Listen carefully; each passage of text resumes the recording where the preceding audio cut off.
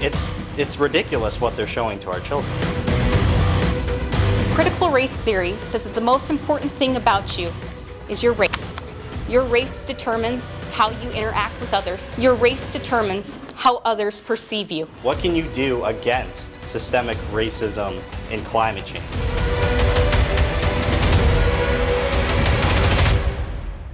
This meeting, I called it, folks, because I love my country and I love my grandkids and I love all of you. And I just feel like the important thing here tonight is to give people a chance to express their, well, to hear what our speakers here tonight are having to say to us, and then for you to voice your opinions. Remember, these kids of ours, they are our treasures. They are the future of our country. Without them, we don't have a country. That's what drives me to be doing this. Without our children and what they're learning in school, when you send your kids off to school, I'm thinking they're going to be learning the same thing in school that I learned as a kid. However, I'm learning that's not quite the way it is. We have Liz, Katie, and you all know her better than I do, because like I said, I was down in Texas this winter enjoying the sunshine and getting some vitamin D to make sure I stay healthy. And I heard about her, that she was speaking out in defense of her children in their schools and what they were getting there, and that she had a great voice. And I said, I want to hear more about her, more from her. And I got the feeling that that's what the people in the town of Essex and all over, because this is not an Essex-Wexford problem. This is a statewide problem. Every town in the state and in our nation, it's everywhere. So it's not something that's here. It's just that she's taken on the responsibility of speaking, being our voice out there. We thank her.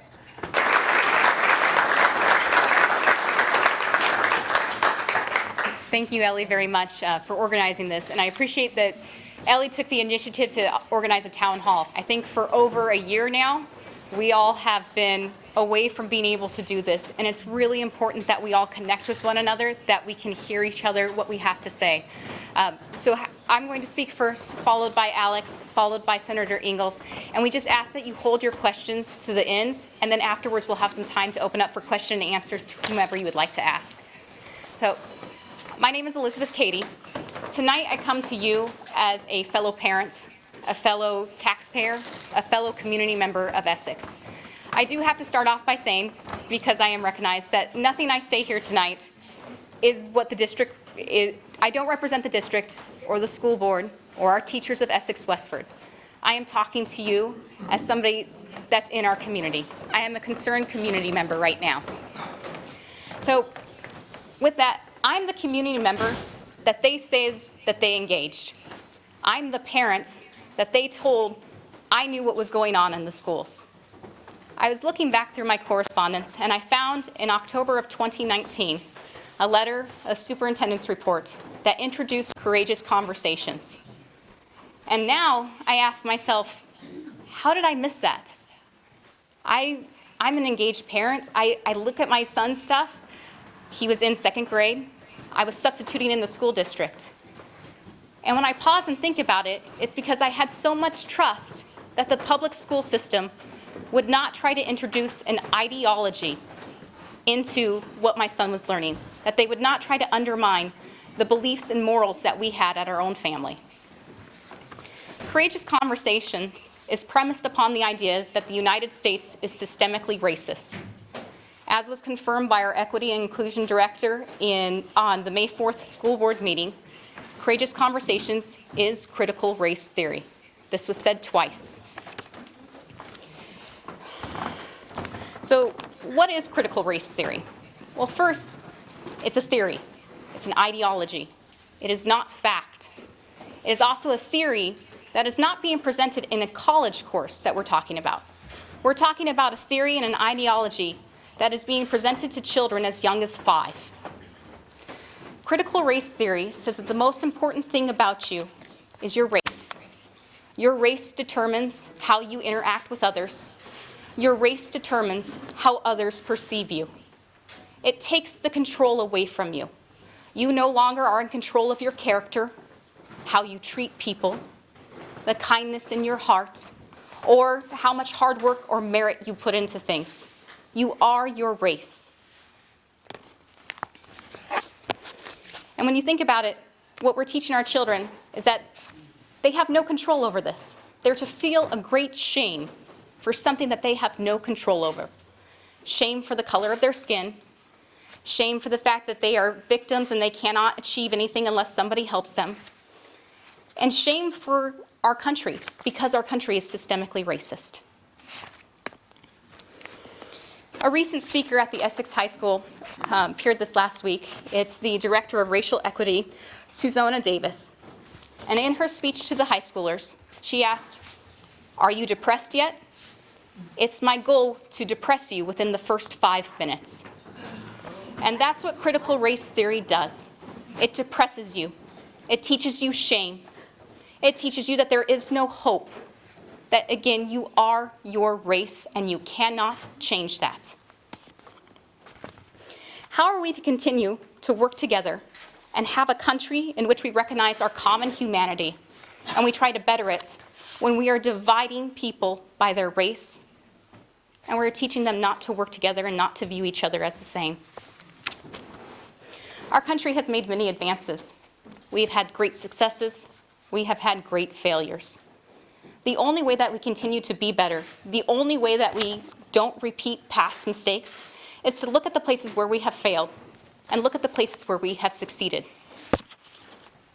We are a country that welcomes all nationalities, ethnicities, race, creed, religions, and we promise them when they come here that they have freedom and they have equality. We have the 14th Amendment. We have the Title VI and Title VII of the Civil Rights Acts of 1964. And what this says is it ensures discrimination and racism are not only illegal, but they will not win in this country. Most people in America, certainly most people I have met in Vermont, they do not care about the color of your skin. They care about the content of your character.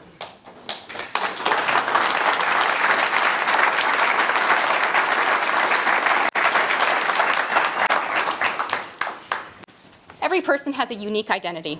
Our shared humanity is precious, and it is up to all of us to defend and protect the civic culture that unites us all.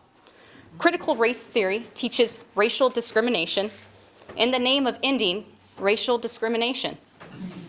It's illogical, it's illegal, and it is downright dangerous to our young children to learn this.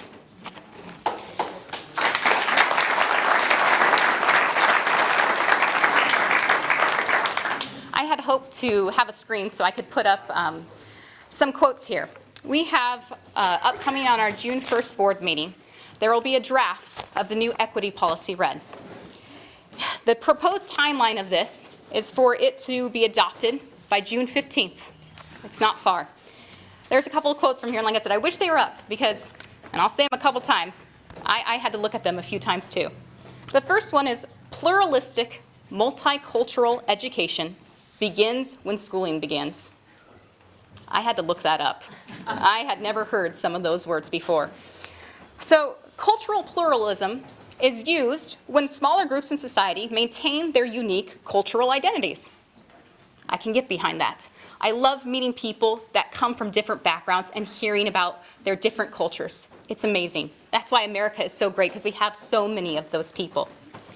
But where things start getting a bit murky is the definition goes on to say that the values and practices of the smaller group then become accepted by the dominant culture. And what my concern is that people in America, we are all united by being American. We have uniqueness, we have differences, we have stories that we pass along, but overall we are united by being American. So why would we encourage people to maintain differences to not be Americans together? The next quote from it is in an effort to recognize and undo the harm of centuries of systemic inequities and oppression, we begin with this lens and framework. Through what lens? What lens are we working through with this? When I've asked this question, I'm responded with a culturally responsible lens. I don't understand that. But what I would like is actual material that I could see. Actual material being presented to our children so that I know and I can say whether or not I agree with it, whether or not the community, parents, agree with it, whether or not taxpayers agree that their tax dollars are going to fund this. The next one, and this is a long one. Essex Westford School District operates from a decolonized perspective of the history between groups with specific attention to undoing revisionist frameworks that perpetuate inaccurate portrayals of people in privileged and subjugated positions. That's a sentence that's constructed to confuse you. We really got to look at that one. So a decolonized perspective means accepting that colonial forces were oppressive. So when we refer to European colonists arriving in America, what we really mean is that oppressors arrived in America. A revisionist framework means a conscious, intentional misstatement about history. So now that we know that, I'm going to rephrase it so that we can all understand in layman's terms so that I may understand it. Essex Westford School District operates from the perspective that European colonizers were oppressive, and the history that you have been taught prior to now was intentionally misleading so that you believed you had a history to be proud of. Really, your ancestors were either oppressors or subjugated, and your children today, they have been found guilty of being oppressors or they are victims of subjugation. The last statement, affinity groups for marginalized students and staff are part of the school structure. When this was first presented, I had another school board member actually ask, what does affinity mean? And I was glad she asked that because I didn't know either. Affinity is a nice sounding word, and it means having similar characteristics, suggesting a relationship, especially a resemblance, physical traits. That sounded very familiar to something as we take people with certain physical traits and we say, you look the same, so you may be in this room together. But if you do not look like them, you may not. Segregation. It's a word that doesn't sound good, and it shouldn't. We know what segregation is. It's to divide people by races and to separate them. This is why we had the Civil Rights Act of 1964. But now we call it affinity groups and affinity spaces because it sounds nicer. But it means the same thing, separating our children, telling them to look at each other with the race that they have and to decide that they are different. A parent in New York, his letter to his school district recently went viral, and he said, and I don't believe I could say it any better, I object to the view that I should be judged by the color of my skin. I cannot tolerate a school that not only judges my daughter by the color of her skin, but encourages her and instructs her to prejudge others by theirs. Our public schools should be free from ideologies and theories, and they should focus on providing excellent core education for all students. Critical race theory and all of its derivatives, no matter how nice the words are that they use, should not be in our public schools. Thank you.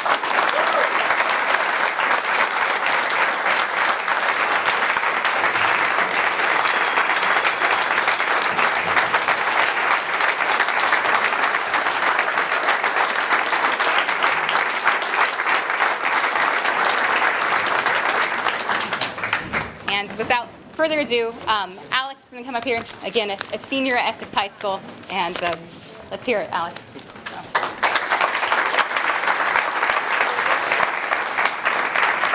All right, well, thank you, Liz, and thank you, everyone, for coming out here tonight. It's great to see so many people here. Well, I'll sort of just remember, what we sort of talked about. So, and see me after, I will send you a link to all the curriculum critical race theory that has been shown to students at Essex High School, against their will, really. So what happens is we have advisory time at Essex High School. And advisory time has historically been time to get your work done, see your teachers. You know, it's sort of a flex block time to do whatever you need to do. But this year, in 2020, the 2020 through 2021 school year, they've used advisory time to show us these overtly political presentations which tie completely into the critical race theory that they are trying to push upon the school district. Keep in mind, they have not even implemented this yet. They have not even voted on this yet, and they are still pushing it onto our students. We hear a lot that a teacher will make a remark that's political in a passing statement, but we've never seen a political message being forced on the students to the extent that it is now. I wish I had the presentation, but I'll just have to try and remember what I had on it. So one of the first things I wanted to show was an artwork piece from, I believe it was the Washington Post or the New York Post, one of those things, a left-wing sort of newspaper. And it was a art piece highlighting sort of victims of the systemic racist system that we have of police. So you had characters like George Floyd on there, you had Breonna Taylor, Trayvon Martin, Michael Brown, all those folks. And it showed throughout, it showed sort of a half-truth about what the situation was with each of them. And it was so overtly political. It was not even the entire truth of the situation. After that, they had you quietly reflect on what you had been shown. Quietly reflect on all these people who had been murdered by systemic racism. Reflect upon what? Reflect upon how your white skin, how your whiteness led and contributed to these deaths. Extremely dangerous thing to be showing our children. This is why we have fifth graders coming home saying that they wish they were black. Something you can't even control, your race. It's unbelievable what they're showing our children. The second thing I had planned to show was a presentation given to us, I believe it was in May, early May, that talked about how climate change is a racist or systemically racist thing going on in the world, worldwide. How can a natural thing be racist? And this was a UK parliamentary member. I forgot his name. I wish I had the presentation. But he basically talked about how black people around the world are the most affected by climate change simply because, well, I believe the example he used was Ghana, where rising sea levels threaten coastal cities. Not even to... It's ridiculous what they're showing to our children. Not only is it false, because we all know, China has the worst pollution in the world. India also has terrible pollution. It's not just black countries that have pollution. It's a worldwide thing. We know how ridiculous this is. But it's a natural thing that happens to the entire planet. How can something like that be racist? What's next? Well, we already know what's next. It's happening. They're saying COVID is racist now. They're saying all these ridiculous things. And then after that, they told us, what can you do to help? What can you do against systemic racism and climate change? And what they had on there was, well, start joining our, sort of, I can't remember the name, but it was like probably the affinity group. It was probably some Black Lives Matter oriented organization, and fight against this. So they're showing our children these political things and then telling them to join them in pushing their agenda. How else could you describe this except indoctrination? That's what this is. It's ridiculous and it's unprecedented, and we have to do something about it. Because soon, students are already feeling ashamed, feeling guilty just for their skin color. It's absolutely ridiculous, and we can't have that in our school district. No matter what part or what side of the political aisle you are on. It's unacceptable to have something like this in our school district.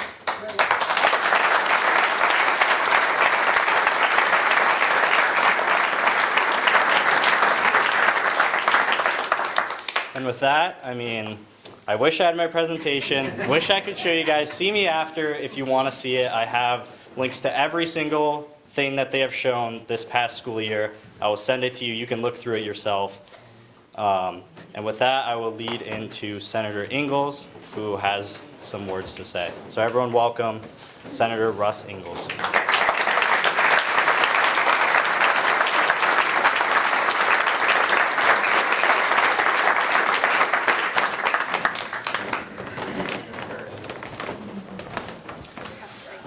I want to thank everybody for coming. Very nice crowd. I think we've made Ellie proud a little bit for showing up to her event. Very, very nice. Ellie says that anybody could do this. Well, Ellie did it. And thank you, Ellie. Good job.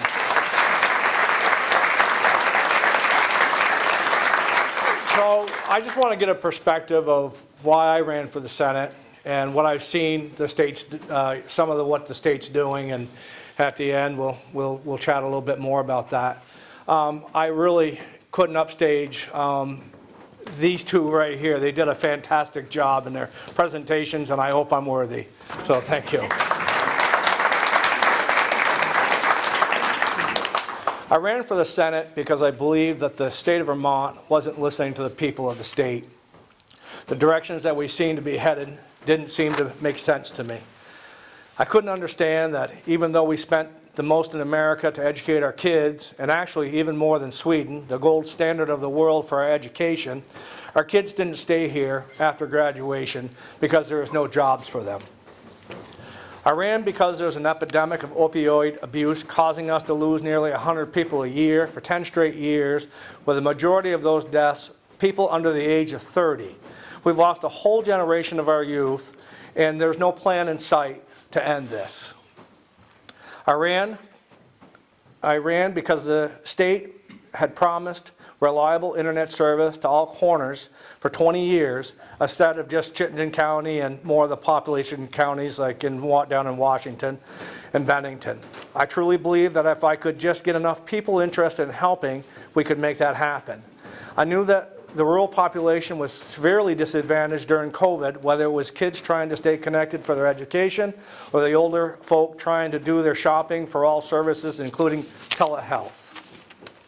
I also had spoken with businesses that would have loved to have relocated to some of Vermont's rural areas because of the availability of a stronger workforce, but because of no or poor internet connections, which hampered their ability to communicate with the world, that wasn't going to happen. I ran for the Senate because I believed that government should start every day with the sole mission of figuring out how it could make Vermonters' lives better.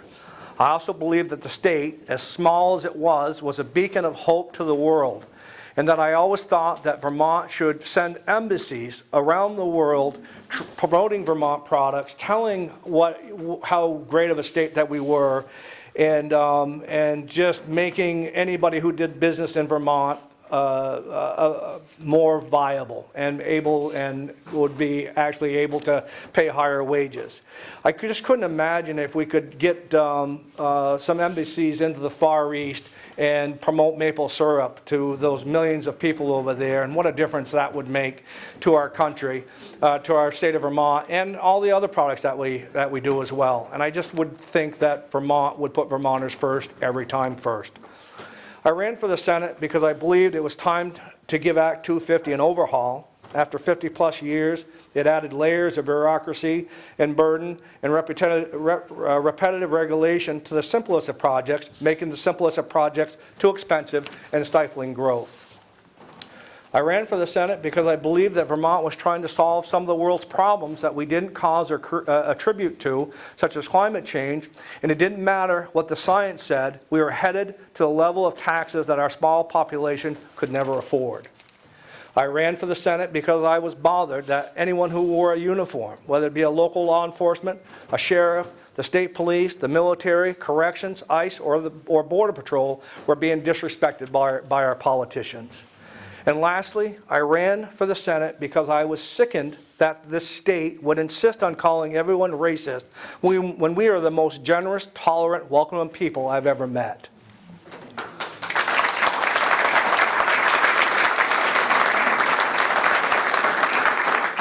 And what did I learn in my first year in the Senate? I learned that I was correct, that Vermont spent a lot of money on education, or in the areas that they considered education. This year, the Democrats added a program that projected to cost $20 million this year alone to provide free to every student breakfast and lunch, because the program of free or reduced lunches for some students was demeaning. So it was better to make it free for all, although $20 million really doesn't sound free to me. I might add that there wasn't one superintendent who favored this bill, as they were already having a problem getting their budgets to pass statewide. The state also renewed the program that in 2020, 2021 would award grants to entice people to move to Vermont to work. The sad part of that is that those same grants aren't available to our graduating seniors at any level, meaning that they would rather have these students leave the state and bring in outside people to fill the jobs that a qualified Vermont graduate might have taken. That just doesn't make sense to me. The state doesn't have an answer for the opioid problem. During the pandemic, law enforcement were instructed to have no or limited contact with any offenders. Opioid deaths in 2020 increased 38%, and the statistics for 2021 is similar. This is a public health emergency that we must get under control.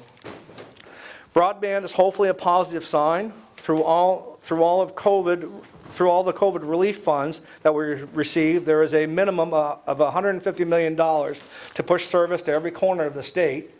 There's some wrangling going on about how that all will happen, but I'm hopeful that we will all figure it out, and within a few years, all of Vermont will be wired for the 21st century. The governor did try to revamp Act 250 through an executive order. It really was the only way the discussions would happen, but instead of engaging in any dialogue, the Democrats just plain killed it. So we will continue to stifle growth until we can get some numbers up to try to fix that problem. As for my thoughts that Vermont was spending massive amounts of money to mitigate climate change, I was correct. It's millions, like well over 200 million and more, and that still isn't satisfying anybody in Montpelier.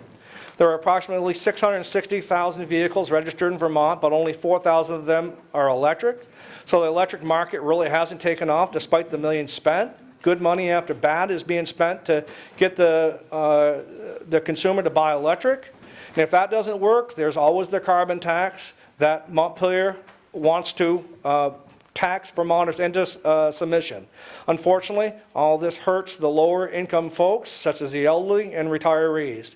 It's the new Green Deal or bust, and right now the bust is winning. The Democrats believe that all police are racist. And they also believe that nobody should be in jail, and that the vast majority of the ones that are incarcerated are because of no fault of their own. The amount of disrespect shown of our men and women in law enforcement is alarming. I really don't understand why anybody would want this job right now, but I'm thankful that there are people who are there to protect us. For all of you who do serve, thank you. Thank you very much for what you do.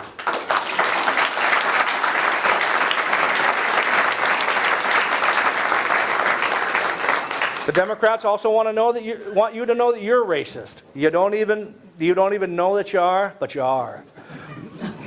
But little as they know, us Vermonters really don't care about the color of one's skin, or what God you pray to, or whether you are big or tall, short or small. We don't care how much money you made or haven't, what you do for work, your political beliefs, or what sex you identify with.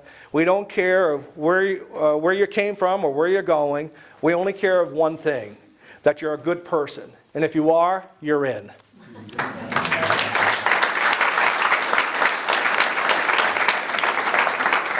I stand with you here tonight in a very positive frame of mind. I know with most of what I've reported to you coming from Montpelier, I shouldn't be, but I believe in every being in me that we can turn this around. We have let others take advantage of our good nature, our generosity, and our belief that one should not impose their will on another. But that's exactly what's happened to us. We've let it happen, and the Democrats won't stop. This mail-in ballot bill that they've passed is more proof of that. And when I've asked one of my Republican senators why he voted for that, he told me that he was tired of Republicans not going to the polls to vote.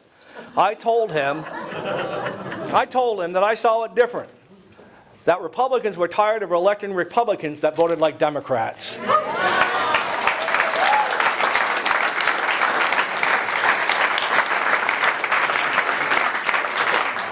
I'm proud tonight to see all of you here. I was even more proud of my two previous speakers and Ellie for putting this all together. Alex represents our newest members, ones who have weathered the storm of indoctrination and came out the other side with the belief that all men and women are created equal and that with hard work and determination, you can be anything you want to be. Good job.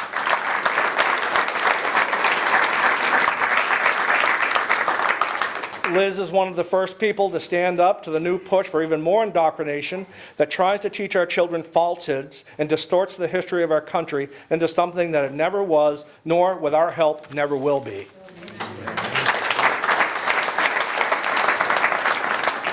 More than ever, we must stand together in our communities and at the polls and stop the evil that threatens our beliefs, our way of life, and our future. We aren't too late, but instead, we are just in time. And although it may be out of character, out of our comfort zone to stand up for what we believe in, if we don't, that's all we will have, is a belief and not the right to live as we desire. Amen. So I want to leave you with this last call to action, with a little verse that I discovered the other day. And I don't know who I can attribute to because there was nobody there, but it goes like this. Be scared and do it anyways. Be underqualified and get in the room anyways. Be messy, imperfect, and unsure and show up anyways. Comfort is the enemy of growth. Get uncomfortable. Thank you.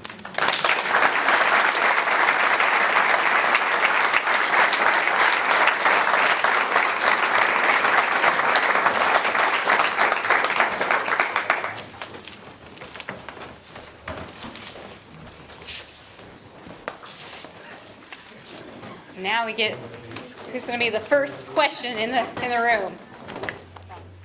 There's no doubt in my mind that individual teachers are part of this. Where do you think this push is really coming from? Have you got a sense of where it's coming from within the school?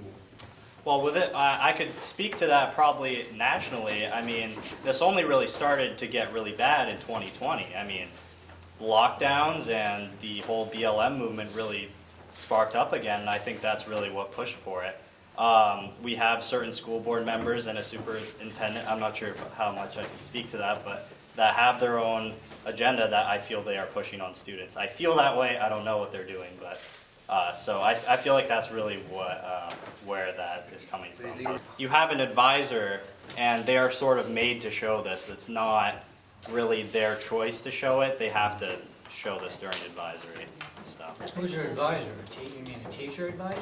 Yeah, so everyone is assigned an advisor. It's like you stick with the same advisor through your 4 years of high school, and it's just a teacher from the building. It can be really any teacher. I might add to that I have heard from many of our educators who, I believe most of our educators are wonderful, wonderful people who truly want our children to grow and have wonderful.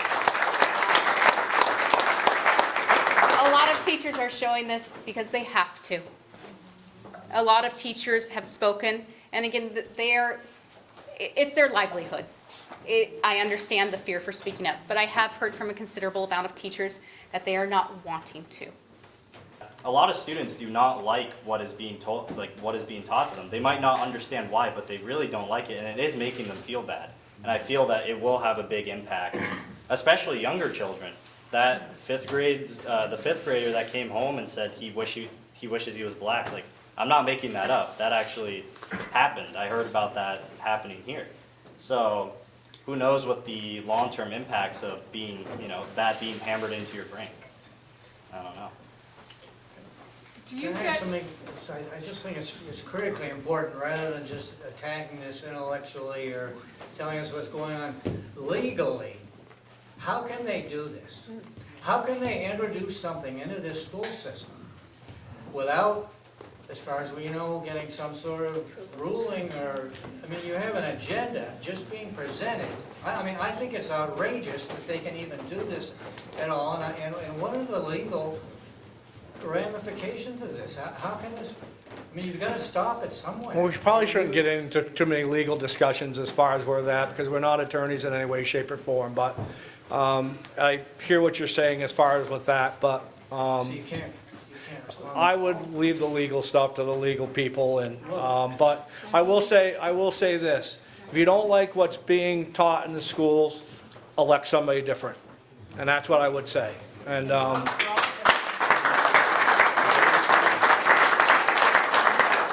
was done by the system, though. This was done by the school system.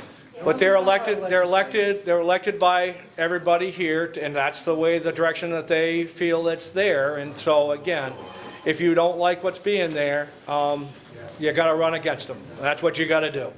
Yes? I have a question for both of you. First, Alex, how are you received at school by your peers, being a young man who's standing up against the norm right now? Are you being received well, or do you get any hostility? And Ally, I wanted to know if you could really quickly elaborate on what these affinity groups are about.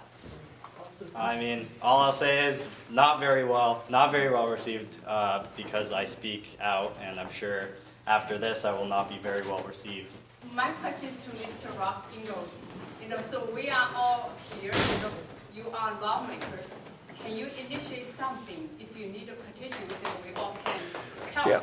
Can you initiate something laws that prohibit these kind of things happening? Rather than let them come in and then we fight, that's a lot of waste, One of you from Ontario that, some states already initiated such kind of law that prohibit this kind of so-called theory to be taught to our next generations. My first bill when I get back in 2021, 2022 session is going to be that I'm going to be careful not to say the critical race theory, but I'm going to put a bill that we will not discriminate to any student based on their skin color. And that will be my first bill in January coming up.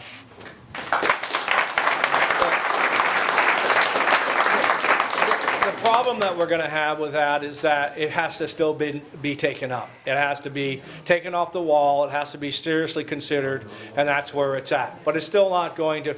I'm like Alex. I'm sometimes a lonely guy, and but it is what it is. You can't stop. You can't stop. You gotta do with what's right. So. Gotta try. Yep. This is for Alex. I feel badly that you didn't have a chance to show some of your quotes so that we could understand exactly how toxic some of the material is.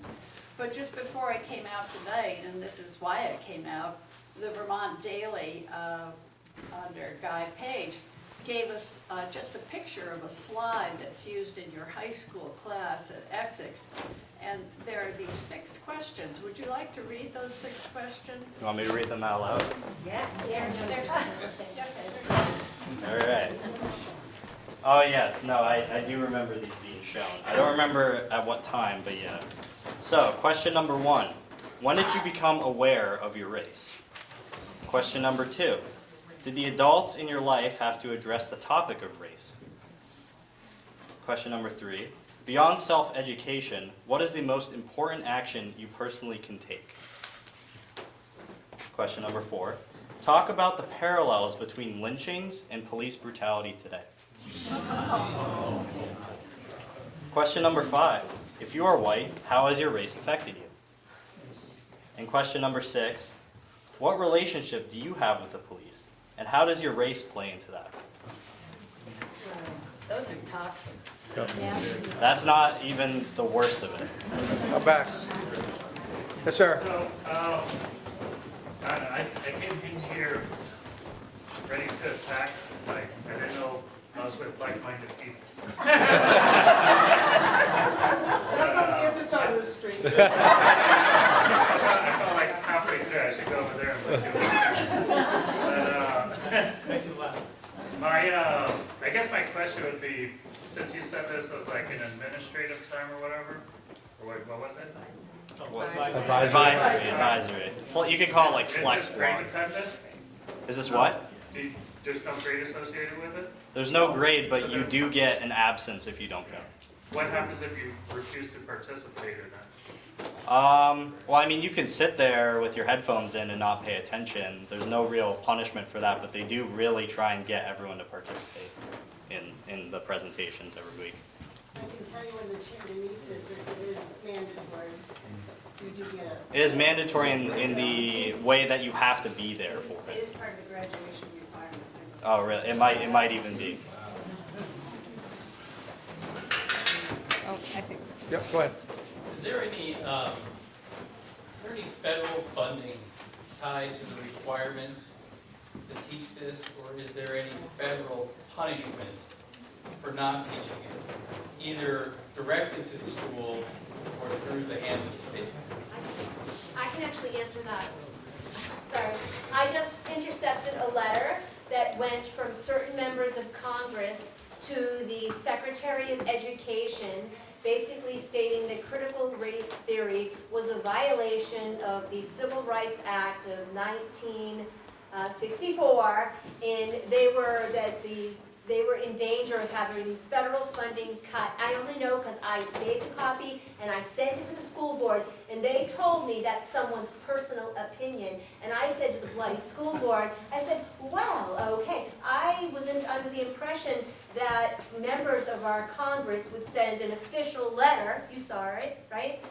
On a official letterhead to the Secretary of Education with no legal standing or justification, you know, but what can I say? So that's all I know about it. But if you Google it, there are various comments about this. Some states it's illegal, some attorney generals have made it illegal. Just do a search. Lord knows what you'll find. But I'm sorry, that's all I know about it. Yes, ma'am. Our esteemed governor is really supportive of it. Of course, our governor is very It's also illegal for the Black Lives Matter flag to be flying in our school. Right. So That's right. how come the law hasn't come down in full force on our That's school? That is exactly. I mean, that's a legal matter, and we're going to try to stay away from that tonight. And I hear you. I do, but just to keep it, just a discussion, I hear you and I support you, but let's keep the legal questions just. So Russ, can I just ask on that? Yep. Are you saying this because things are actually being looked at and you don't want to? I'm saying things because there's just a rabid crowd out there right now that's trying to get things going, and you know, it's just, I'm protecting people to make sure that I just don't want to get that we're giving up here, giving legal opinions on a public forum. And in my real estate business, I'm a real estate agent. I'm not an attorney, I'm not an appraiser, I'm not a lender, I'm not anything like that. And so anything on a legal advice, if there was an attorney here, I'd have him stand up and I'd let him answer that. But I don't see one and I'm not one. And I'd rather kind of keep it to that, if that's okay. And yep, yes ma'am. It takes people of strength and courage to do what you three and what Ellie has done, and Tom McClendon, and I'm sure others who are trying to do the right thing on behalf of this state and of the founding documents that gave us all our freedoms, our rights, and our opportunities. And I want to know, I thank you all for doing this. And I think it's great that so many people showed up, because it tells us that many of us have the same concerns. And so I'm just wondering, where do we go from here? Let's not let this drop, okay? Let's make this work in other ways as we go forward. What I usually say with that, and I go to a lot of towns that are struggling and they have a lot of questions and all that, and I usually will go and there'll be 3 people there. And I'll challenge them, and I'll say, well, the next time I come back, let's have 6. And then we have 7.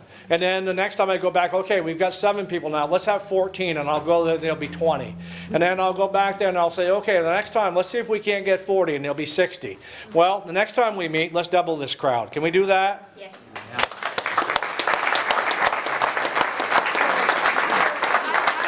want you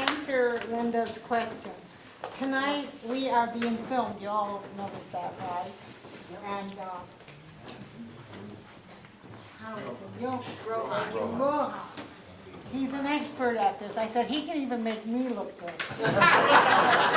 So, Send them to my house.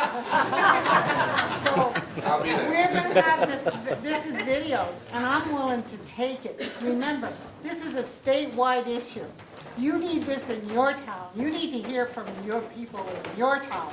This is not about Essex Junction or Wexford, Vermont. It's our whole state and our whole country, and we gotta move this around, and with the help of Rohan, we can do that. And let me know, all I need is a place in your community, and I'll be there, right, Ross? Yes. We talked about this.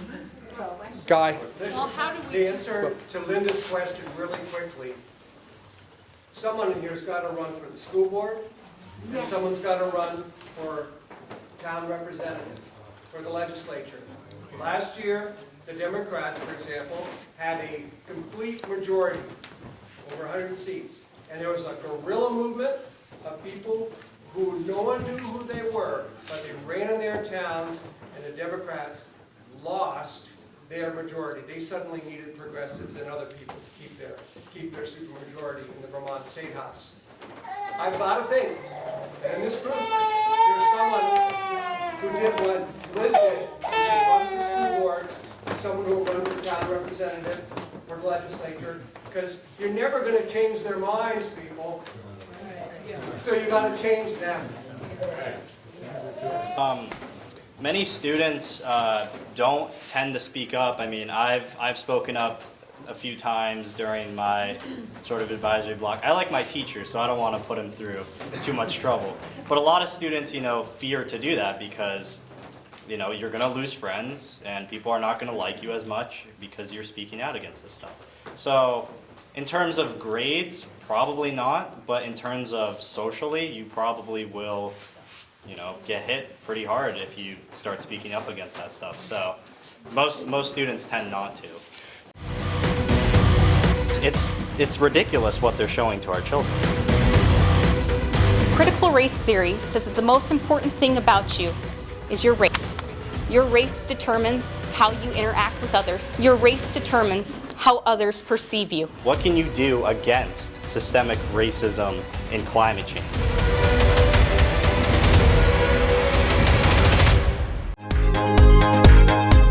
VT Livestream specializes in video streaming live events in real time with the utmost care and accuracy. We pride ourselves in our ability to connect friends and family virtually so they can share in life's most treasured moments. Weddings, birthdays, memorial services, sporting events, or conferences. Whatever the event, whatever moment you would like to share with your loved ones far away, we can help.